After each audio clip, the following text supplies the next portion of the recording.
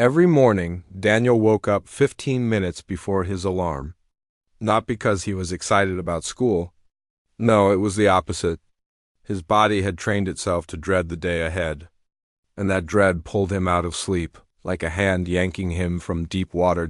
He would lie there in the darkness of his small bedroom, staring at the ceiling, listening to the sounds of his father already moving around in the kitchen. The smell of instant coffee would drift under his door. Cheap coffee, the kind that came in a big tin can from the discount store. But his father drank it like it was the finest brew in the world. Never complaining, never wishing for something better. That was the thing about his father. The man never complained about anything. Daniel wished he had that same strength. But he was 17 years old, and every single day felt like walking into battle without armor. He attended Whitmore Prep, one of the most expensive private schools in the state. The kind of school where kids drove cars that cost more than most people's houses.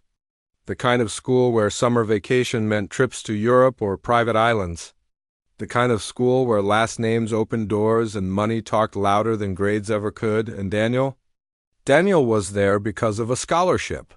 A full academic scholarship that covered his tuition, but couldn't cover the gap between his world and theirs. His father worked at the same school. Had worked there for almost 14 years now. Every morning, his father woke up at 4:30, put on his gray uniform, and drove his old pickup truck to Whitmore Prep. He mopped the floors. He cleaned the bathrooms. He emptied the trash cans and wiped down the cafeteria. Tables and fixed broken lockers and unclogged toilets. His father was the janitor, and everyone at school knew. Daniel remembered the exact moment when his life at Whitmore changed. It was during his freshman year, just 3 weeks into the semester. He had been doing okay until then, keeping his head down, trying to blend in. He wore the same uniform as everyone else. He carried the same books. He thought maybe, just maybe, he could get through 4 years without anyone noticing that he didn't belong. But then one afternoon, he was walking across the main courtyard when he saw his father. His dad was on his knees near the fountain, scrubbing something off the stone tiles. Probably gum or spilled soda. His gray uniform was damp with sweat, and there was a bucket of dirty water beside him. Daniel froze. He didn't know what to do. Part of him wanted to walk over and say hello, maybe help his father up. But another part of him, a part he was deeply ashamed of, wanted to pretend he hadn't seen anything. Wanted to walk the other way and hope nobody made the connection. Before he could decide, a voice rang out behind him. "Hey, isn't that your dad?" It was a boy named Preston. Tall, athletic, with the kind of confidence that came from never hearing the word no in his entire life. His father owned half the commercial real estate in the city. His mother sat on the school's board of trustees. Daniel turned around slowly. Preston was standing with a group of his friends, all of them staring at Daniel with expressions that ranged from curiosity to amusement. "What?" Daniel managed to say. Preston pointed toward the fountain. "That guy, the janitor. Someone told me that's your father. Is it true?" Daniel's mouth went dry. He could feel his heart pounding in his chest. Every instinct told him to lie. To say, "No, that's not my dad. I don't even know that guy." The lie was right there on his tongue, ready to come out, but then he looked at his father again. Looked at the man who had raised him alone since he was 6 years old. When his mother passed away from an illness they couldn't afford to treat properly. Looked at the man who worked double shifts so Daniel could have new textbooks. The man who never missed a parent-teacher conference, even when he had to come straight from work in his cleaning uniform. The man who stayed up late helping Daniel with homework, even though he had to wake up at 4:30 the next morning. Daniel swallowed hard. "Yeah," he said quietly. "That's my dad." The laughter started immediately. Not from everyone, but from enough of them. Preston's smirk widened into a full grin. He didn't even say anything at first. He just let the moment sit there, let Daniel feel the weight of what he had just admitted. "That's actually kind of sweet," Preston finally said, his voice dripping with fake sincerity. "Father and son, both at the same school? Except one of them is here to learn, and the other one is here to clean up after us." More laughter. Louder this time. Daniel felt his face burning. He wanted to say something back, wanted to defend his father, defend himself. But the words wouldn't come. His throat had closed up, and all he could do was stand there while the laughter washed over him like waves. From that day on, everything changed. The whispers followed him everywhere. In the hallways, in the classrooms, in the cafeteria. He would hear them talking behind his back, making jokes about mops and brooms and toilet brushes. They called him names he tried not to remember. They looked at him like he was something stuck to the bottom of their expensive shoes. The worst part was that his father knew. Daniel never told him directly, but fathers have a way of knowing these things. Daniel would catch his dad watching him sometimes, a sad understanding in his eyes. But his father never brought it up. Never asked Daniel if the other kids were treating him badly. Maybe he was waiting for Daniel to come to him. Or maybe he just didn't know what to say. What could he say? "I'm sorry my job embarrasses you." Daniel would have felt terrible hearing those words. Because the truth was, he wasn't embarrassed by his father. He was proud of him. So deeply, fiercely proud. His father was the hardest working man he had ever known. The most honest, the most decent, the most real, but pride doesn't make cruelty hurt any less. So Daniel developed a routine. He learned which hallways to avoid at which times. He learned to eat his lunch in the library instead of the cafeteria. He learned to keep his head down and his mouth shut and count the days until graduation. 3 years. He had survived 3 years of this. Now he was a senior, just a few months away from freedom. He had applied to several colleges, including a few that had seemed impossible. His grades were excellent. His test scores were in the top percentile. His teachers wrote glowing recommendation letters, but even now, even after all this time, walking into Whitmore Prep still felt like walking into a lion's den with meat strapped to his back. That Tuesday morning in October started like any other. Daniel got dressed in his uniform, made sure his tie was straight, and grabbed his backpack. His father was already gone, having left for work 2 hours earlier. There was a note on the kitchen table, like there always was. "Have a good day, son. I'm proud of you. Love, Dad." Daniel read the note, folded it carefully, and put it in his pocket. He had a collection of these notes in a shoebox under his bed. Hundreds of them, going back years. His father left one every single morning. He didn't know why he kept them all. Maybe because they reminded him that no matter what happened at school, no matter what names they called him or how small they tried to make him feel, there was someone in this world who loved him completely. And that had to be enough. He walked out the front door and headed toward the bus stop. The October air was crisp and cool, and the leaves on the trees were just starting to turn golden. It was going to be a beautiful day, at least. That's what Daniel thought. He had no idea that in just a few hours his entire life was about to change forever. The bus dropped Daniel off at the corner of Whitmore Prep at exactly 7:45.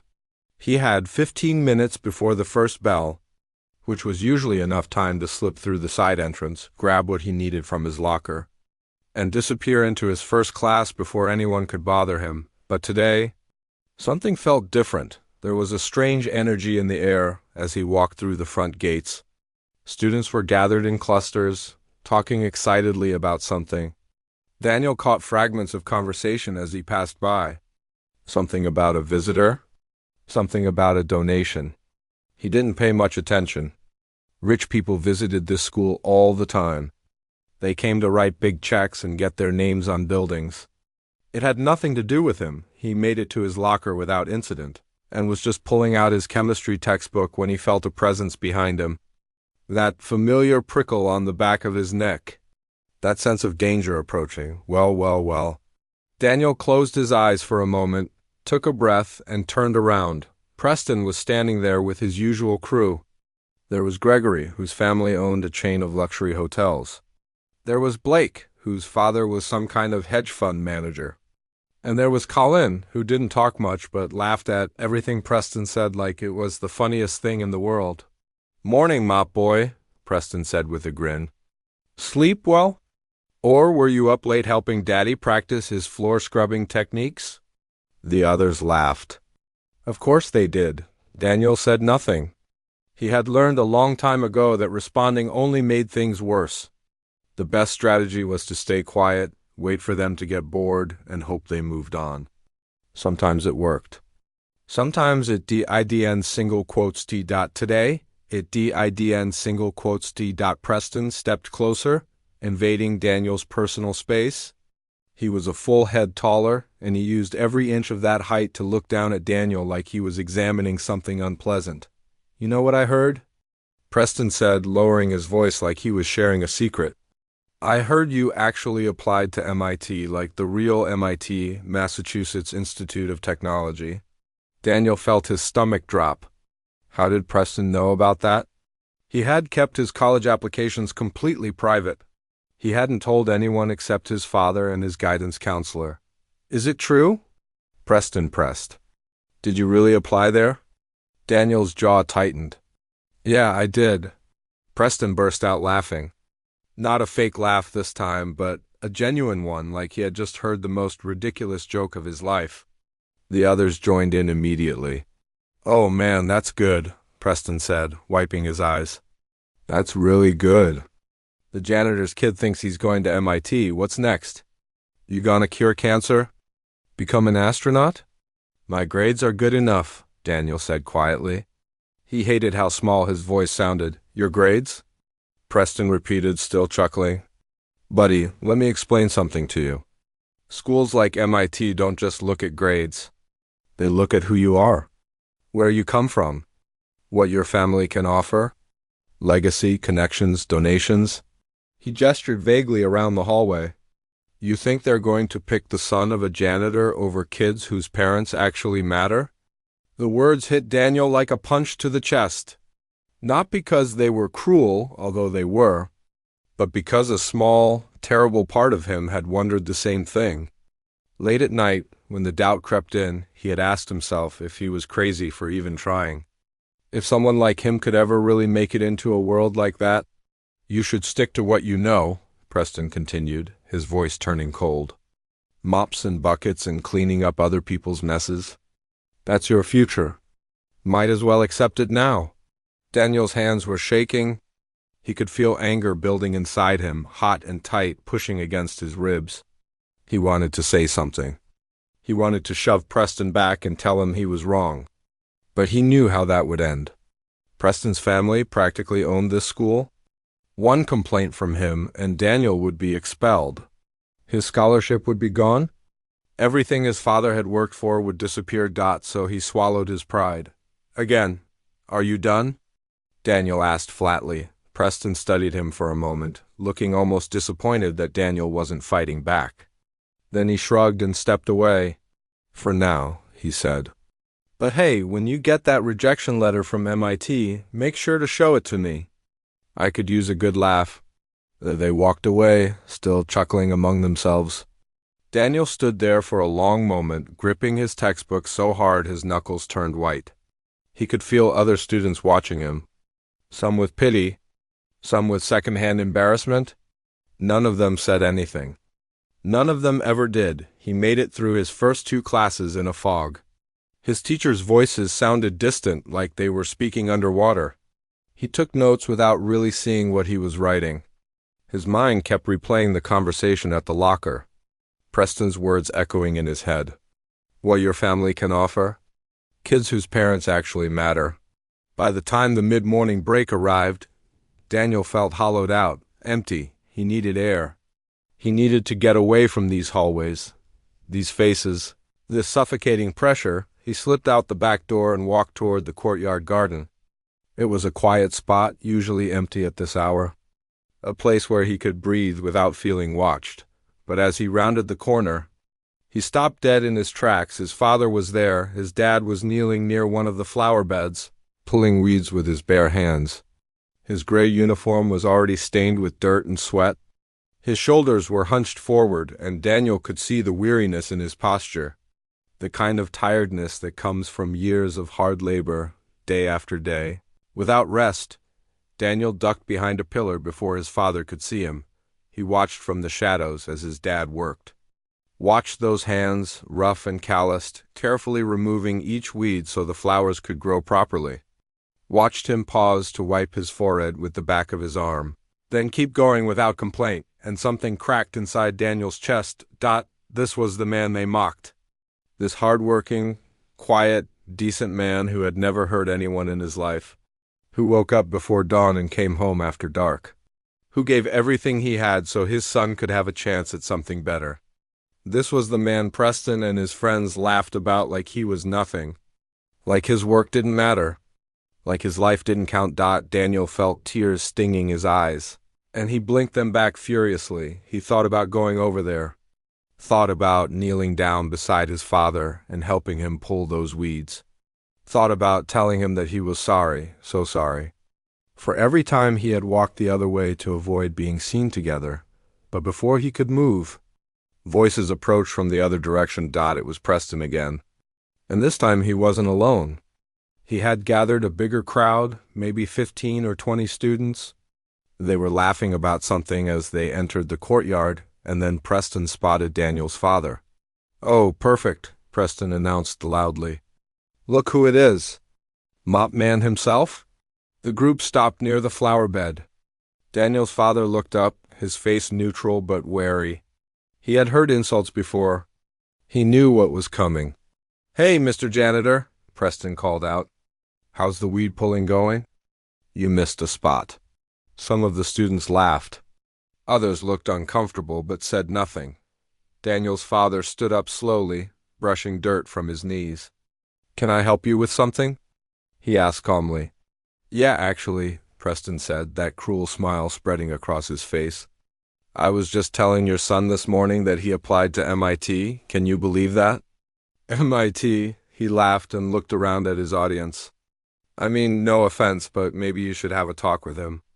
Set some realistic expectations. Kids from families like yours don't go to schools like that." The courtyard went quiet. Everyone was watching now. Daniel's father didn't respond right away. He just looked at Preston with steady, calm eyes. There was no anger in his expression, no shame. Just a quiet patience that somehow made him seem taller than he was. "My son can do anything he sets his mind to," he said finally, "and I'm proud of him no matter what." Preston opened his mouth to respond with another insult, but before he could speak, a sound interrupted everything, the rumble of engines. Loud, powerful engines. Everyone turned toward the main driveway as 3 black vehicles pulled through the front gates.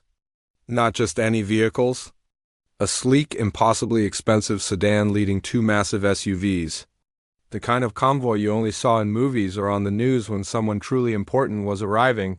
The courtyard fell completely silent as the cars rolled to a stop. And when the door of the first car opened, everything Daniel thought he knew about his life was about to shatter into a million pieces. Nobody moved. Nobody spoke. The entire courtyard stood frozen as those 3 black vehicles sat there with their engines still humming.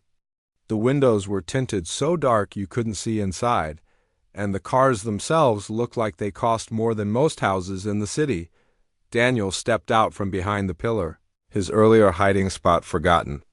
He stood at the edge of the crowd, watching like everyone else, his heart beating fast for reasons he didn't fully understand. Preston had gone quiet, too. That smug expression had faded into something closer to curiosity. Even he seemed impressed, and Preston was not easily impressed by displays of wealth. His own family was rich beyond imagination. But this was something different. This felt bigger. The door of the first car opened, and a man in a dark suit stepped out. But he wasn't the important one. He was clearly security, with the kind of build and alert eyes that said he was trained to handle trouble. He scanned the courtyard quickly, then nodded toward the car. A second man emerged. He was tall, perhaps in his early 60s, with silver hair cropped close to his head and deep brown skin that seemed to glow in the morning light. He wore a suit that fit him perfectly, the kind of suit that was made by hand and probably cost more than a car. But it wasn't his clothes that drew attention. It was the way he carried himself. There was an ease to him, a quiet confidence that filled the space around him. He didn't need to announce his importance. You could simply feel it. Behind him came a woman carrying a leather folder and a tablet. An assistant, probably. She walked 2 steps behind, professional and focused. The school's principal came rushing out the front doors. Nearly tripping over his own feet in his hurry, Mr. Garrison was a thin, nervous man who spent most of his time worrying about the school's reputation and keeping the wealthy parents happy. Daniel had spoken to him maybe 3 times in 4 years, and each conversation had felt like the man was looking right through him. But now? Now Mr. Garrison was practically glowing with excitement. "Mr. Ademi," he called out, extending his hand as he approached. "Welcome, welcome. We are so honored to have you here. I thought your visit wasn't until this afternoon, but this is a wonderful surprise." The tall man shook the principal's hand with a polite smile. "I finished my morning meetings early," he said. His voice was deep and warm, with an accent that Daniel couldn't quite place. African, maybe, but softened by years of living elsewhere. "I hope it's not an inconvenience. I wanted to see the campus as it truly is, not just prepared for a tour." Of course, of course." Mr. Garrison was practically bouncing. "We have nothing to hide. Whitmore Prep is proud of everything we do here." Daniel watched this exchange with growing confusion. Who was this man? The name Ademi meant nothing to him, but clearly it meant something to everyone else. He saw teachers emerging from buildings, students whispering to each other, phones being pulled out to search for information. A girl standing near Daniel muttered to her friend, "Oh my God, that's Victor Ademi." "The Victor Ademi? Who?" Her friend whispered back. "He's like a billionaire or something. Tech industry. His company is huge, and he has this foundation that gives away money to schools. Like hundreds of millions of dollars." Daniel's eyebrows rose. A billionaire? Here at Whitmore? That explained the fancy cars and the principal's nervous excitement. Someone like that could write a check that would change the school forever, but what did any of this have to do with him? He glanced over at his father, who was still standing near the flower bed. His dad had stepped back a little, hands clasped in front of him, watching the scene with the same quiet patience he always showed. He didn't look impressed or intimidated. He just looked like himself. A working man waiting to see if he was needed. Mr. Garrison was already launching into a rehearsed speech about the school's history and achievements. The billionaire listened politely, nodding at appropriate moments, but Daniel noticed something strange. The man's eyes kept drifting, like he was looking for something. Or someone. "We have a wonderful STEM program," Mr. Garrison was saying. "Our students have won numerous competitions at the state and national level, and our college placement rate is exceptional. Last year alone, we sent students to Harvard, Yale, Princeton." "That's impressive," Mr. Ademi said, but his attention had clearly wandered. He was scanning the courtyard now, his gaze moving across the gathered students and staff, and then he stopped. His eyes locked onto something, and his entire expression changed. The polite, neutral smile fell away. In its place came something raw and real, surprise, disbelief, and then, slowly, a joy so bright it transformed his whole face. Daniel followed his gaze. Trying to see what had captured the billionaire's attention, he was looking at the flower bed. He was looking at Daniel's father. "David?" the man said softly, almost like he was afraid to say it louder, afraid he might be wrong. Daniel's father looked up. For a moment, his face showed nothing. Then recognition hit him like a wave, and his eyes went wide. "Victor?" his father whispered. The billionaire was already moving. He walked right past the stunned principal, past the crowd of students, past Preston and his friends who were watching with open mouths. He walked straight toward the janitor in the dirty gray uniform. And then he did something that nobody expected. He hugged him, not a quick, polite hug, a real one. The kind of hug you give someone you haven't seen in decades. The kind that says, "I thought I might never see you again." He wrapped his arms around Daniel's father and held him tight. And Daniel's father hugged him back just as fiercely. The courtyard was dead silent. Daniel stood there, completely frozen, his mind racing to make sense of what he was seeing. His father, the janitor, being embraced like a brother by a man worth billions of dollars. "I don't believe it," Mr. Adami said, pulling back to look at Daniel's father. There were tears in his eyes. Actual tears. "After all these years, David, it's really you." "It's me," Daniel's father said, and his voice cracked slightly. "It's really me, Victor." Mr. Garrison stood to the side, looking like his brain had short-circuited. He kept opening his mouth like he wanted to say something, but nothing came out. The assistant with the tablet was typing furiously, probably trying to figure out what was happening. Preston had gone completely pale. He was staring at the scene with an expression Daniel had never seen on his face before: confusion, uncertainty, maybe even the beginning of fear. "How long has it been?" Mr. Adami asked, still gripping Daniel's father's shoulders like he was afraid he might disappear. 32 years, Daniel's father said. 32 years since Detroit. Detroit, Mr. Adami repeated, shaking his head slowly. That freezing winter. That terrible factory. I was so young, so lost, he laughed, but it was a thick, emotional sound. And you were the only one who saw me as a person. Daniel felt his legs go weak. He leaned against the pillar for support, unable to take his eyes off his father and this stranger who apparently wasn't a stranger at all. What was happening? How did his father know this man? What did Detroit have to do with anything? The crowd was growing larger as more students and teachers gathered to witness the scene. Whispers rippled through them like wind through grass. Phones were recording everything. This was going to be all over social media within minutes, but Daniel didn't care about any of that. He only cared about one thing. His father had a secret. A big one.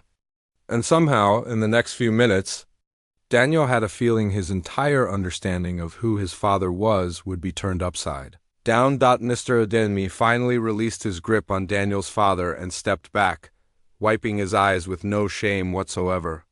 He turned to face the stunned crowd, and when he spoke, his voice carried across the entire courtyard.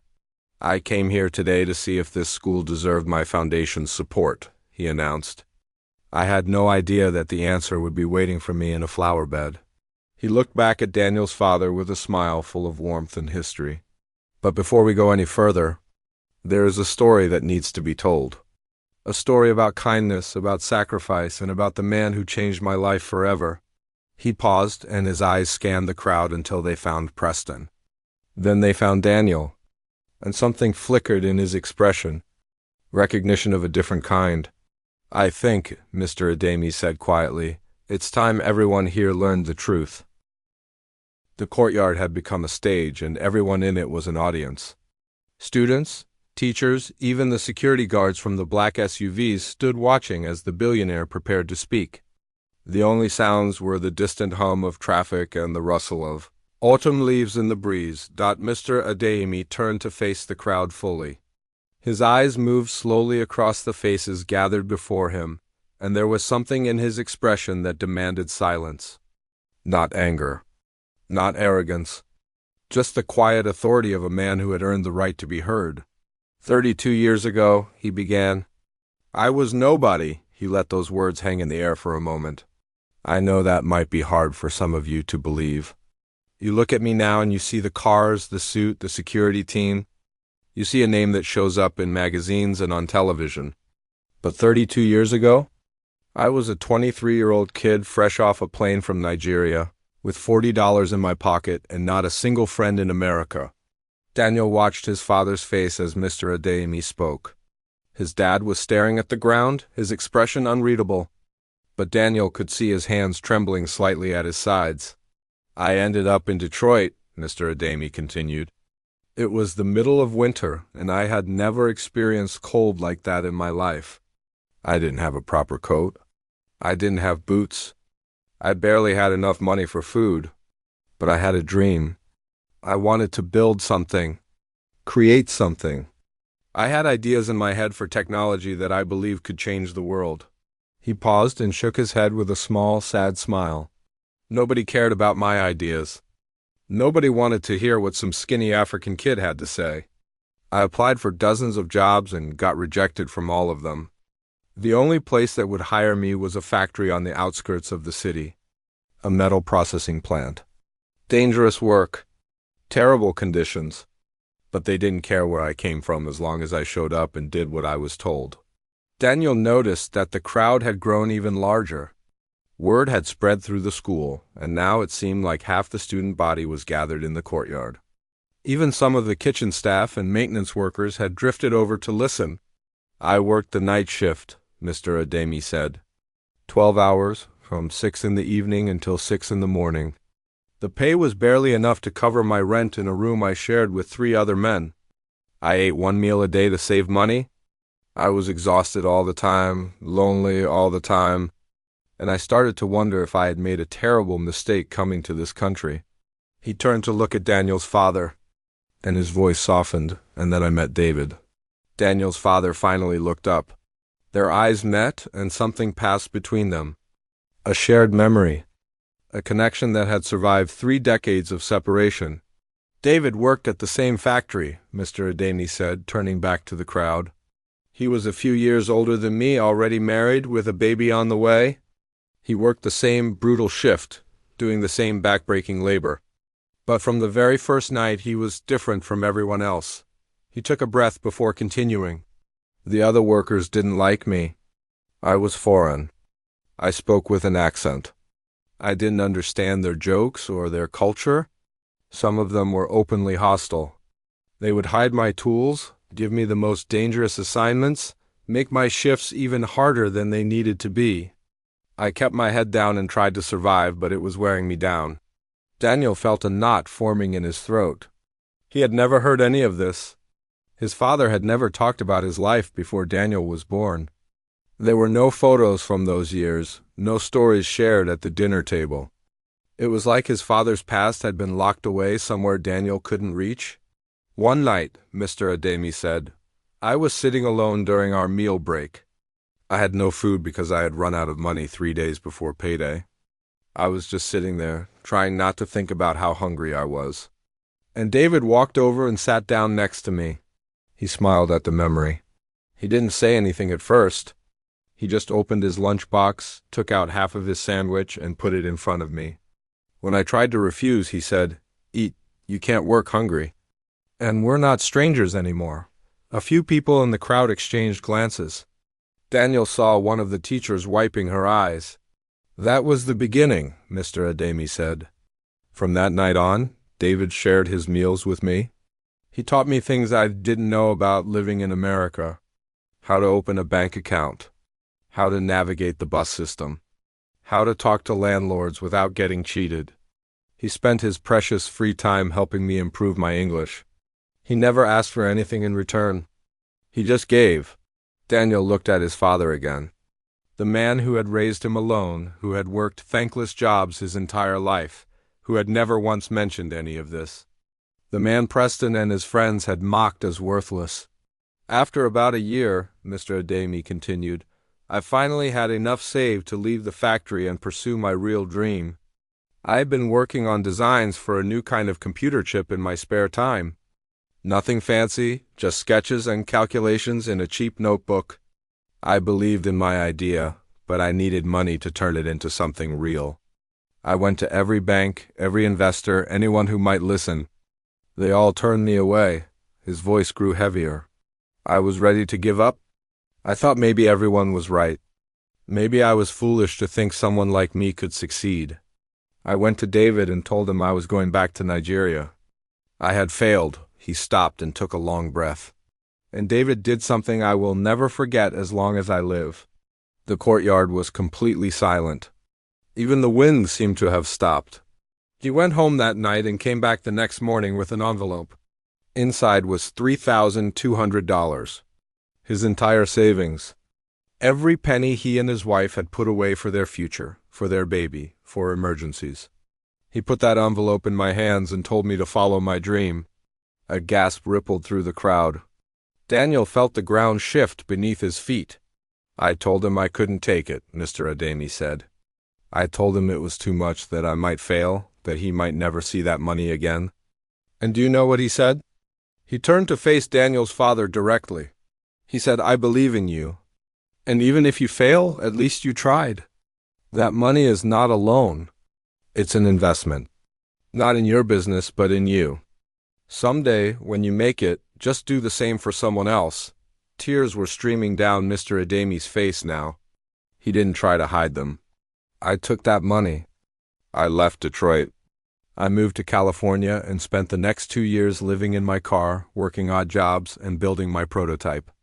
I failed over and over again, but every time I wanted to quit, I thought about David, I thought about his faith in me, and I kept going. He spread his arms wide, gesturing at himself, at the cars, at everything. 5 years later, my company was worth $10 million. 10 years later, it was worth $1 billion. Today, my businesses operate in 43 countries. My foundation has built over 200 schools around the world. I have been blessed beyond anything I could have imagined. His voice dropped to almost a whisper. And it all started with half a sandwich and $3,000 from a man who had nothing to spare but gave anyway. Mr. Adami walked back to Daniel's father and took both of his hands in his. "Oh, I looked for you," he said, his voice breaking. "For years I looked, but you had moved and I didn't have your new address. The factory closed down. The old neighborhood changed. I hired people to find you, but it was like you had vanished." Daniel's father shook his head slowly. "We moved around a lot after the factory closed. Times were hard. I never thought you'd remember me. Remember you?" Mr. Adami let out a choked laugh. "David, I've thought about you every single day for 32 years. You are the reason I am standing here. Everything I have built. It all goes back to you." He pulled Daniel's father into another embrace, and this time, Daniel could see his father's shoulders shaking. The crowd watched in stunned silence. Some of them were crying openly. Others just stared, unable to process what they were witnessing, and standing at the edge of it all, Preston's face had gone from pale to almost gray. He looked like a man watching his whole world crumble around him. But Mr. Adami wasn't finished yet. He released Daniel's father and turned to face the crowd once more. And when he spoke again, his voice carried a new edge. Something harder. Something that made everyone stand up a little straighter. "Now," he said quietly, "I believe there is something else we need to discuss." The shift in Mr. Adami's tone was impossible to miss. A moment ago, he had been emotional, vulnerable, sharing the most personal story of his life with a crowd of strangers. But now something had changed. His posture straightened. His jaw tightened. And when his eyes swept across the courtyard, they carried a sharpness that made people look away. "When I arrived here today," he said slowly, "I witnessed something that troubled me deeply." Daniel felt his heart skip. He knew what was coming. "I saw a group of students mocking this man." Mr. Adami gestured toward Daniel's father. "They called him names. They laughed at his work. They spoke to him as though he was beneath them, as though his life and his labor meant nothing." The courtyard had gone deathly quiet. No one moved. No one whispered. Even the phones that had been recording seemed to lower slightly, as though their owners were suddenly ashamed. Mr. Adami's gaze found Preston in the crowd. The boy stood frozen, his face drained of color, his usual confidence completely gone. His friends had slowly stepped away from him, creating distance, as if they could sense what was about to happen. "You," Mr. Adami said, pointing directly at Preston. "Step forward." For a moment, Preston didn't move. He looked around, perhaps hoping someone would save him, perhaps hoping this was some kind of mistake. But there was no escape. The crowd parted around him, leaving him exposed. "I said step forward." Preston walked toward the billionaire on shaky legs. When he reached the front, he stopped a few feet away, his eyes fixed on the ground. "Look at me," Mr. Adami commanded. Preston raised his head. Daniel had never seen him look so small. "I heard what you said to this man," Mr. Adami continued. "I heard you mock his son for daring to dream of attending a good university. I heard you suggest that people like them don't matter, that their lives, their hard work, their hopes are somehow less valuable than yours." Preston opened his mouth, but no words came out. "Do you know what I see when I look at David?" Mr. Adami asked. I see a man who raised his son alone after losing his wife. I see a man who works 14-hour days so his child can have opportunities he never had. I see a man who, when he had almost nothing, gave everything to help a stranger follow his dream. He took a step closer to Preston, and do you know what I see when I look at you? Preston flinched like he had been struck. I see a boy who was given everything and learned nothing. I see someone who mistakes wealth for worth and cruelty for strength. I see a person who tears others down because he has never had to build anything himself. The words hung in the air like a judgment. Daniel almost felt sorry for Preston, almost, but then he remembered every insult, every joke, every moment of humiliation he had endured for 4 years. And the sympathy faded. I came here today prepared to donate $25 million to this institution, Mr. Adami announced, loud enough for everyone to hear. That money would have built a new science center, funded scholarships, and expanded programs for students in need. Mr. Garrison, who had been standing off to the side looking increasingly panicked, let out a small whimper, but now I am reconsidering. The principal stepped forward, his hands clasped together pleadingly. Mr. Adami, please. What happened here does not represent our values. These students will be disciplined, I assure you. We take bullying very seriously at Whitmore Prep. Mr. Adami turned to face him. Do you? Because from what I've seen, the son of your janitor has been mistreated at this school for years. Did anyone intervene? Did any teacher step in? Did you, as the principal, ever once reach out to protect him? Mr. Garrison's mouth opened and closed like a fish. He had no answer. That's what I thought. Mr. Adami turned back to the crowd. His expression softened slightly as his eyes found Daniel still standing at the edge of the gathering. You, he said gently, come here. Daniel's legs felt like they were made of stone. But somehow he moved. He walked past his classmates, past the teachers, past Preston's frozen figure, until he stood in front of the billionaire. You are David's son? Daniel nodded. Yes, sir. Mr. Adami studied him for a long moment. There was warmth in his eyes now, a kindness that reminded Daniel of his own father. I understand you applied to MIT. Daniel swallowed hard. Yes, sir. I did. I sit on their board of trustees, Mr. Adami said. I don't make admissions decisions, but I do have some influence. More importantly, I have a foundation that provides full scholarships to exceptional students who demonstrate both academic excellence and strong character. He reached into his jacket and pulled out a business card. It was simple, elegant, with just a name and phone number. I want you to call this number tomorrow, he said, pressing the card into Daniel's hand. My assistant will set up a meeting. I want to hear about your dreams, your plans, your ideas for the future. And if you are half the man your father is, I suspect you will go very far indeed. Daniel stared at the card in his hand. His vision blurred with tears he couldn't hold back any longer. I don't know what to say, he whispered.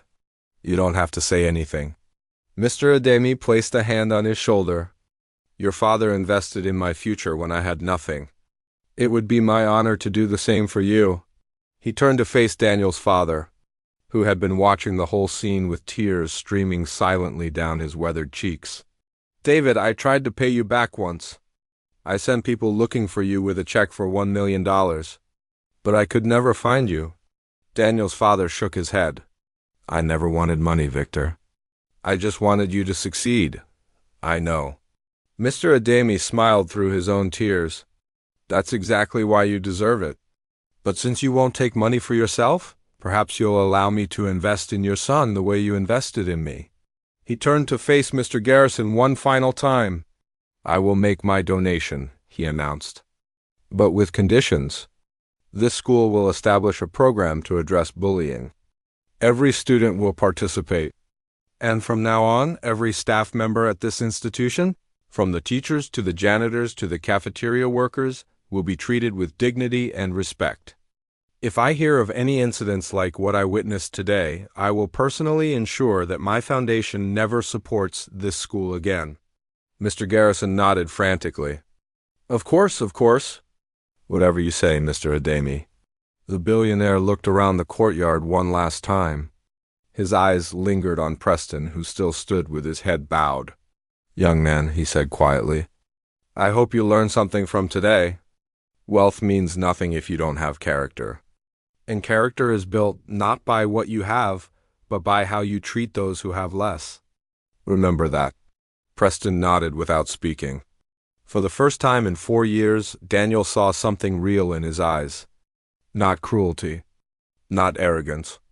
Just shame. Mr. Ademi turned to leave, but before he did, he walked back to Daniel's father one more time. "I meant what I said, David. You changed my life. You gave me hope when I had none. I have never forgotten you, and I never will." Daniel's father pulled him into one last embrace. "I'm proud of you, Victor. I always knew you would make it. Only because you believed in me first." They held each other for a long moment. Then Mr. Ademi stepped back, nodded to his security team, and walked toward his car. Before he got in, he looked back at Daniel. "Call me tomorrow," he said. "Your future is waiting." The car doors closed. The engine started, and the convoy rolled away, leaving behind a courtyard full of people whose lives had just been changed forever. Daniel stood there holding the business card, his father's arm around his shoulders. For the first time in 4 years, he felt something he had almost forgotten. Hope. He looked at his father, at this quiet, humble man who had sacrificed everything and asked for nothing. The man who swept floors and pulled weeds and endured mockery with dignity. The man who had secretly changed the course of a stranger's life with nothing but kindness and $3,000. Daniel said softly, "Why didn't you ever tell me?" His father smiled, the same gentle smile Daniel had known his whole life. "Because it wasn't about me," he said. "It was never about me. I just did what anyone should do. I helped someone who needed help. That's all." Daniel shook his head in amazement. "You're incredible. You know that?" His father squeezed his shoulder. "No, I'm just a janitor. But I'm a janitor who loves his son very much."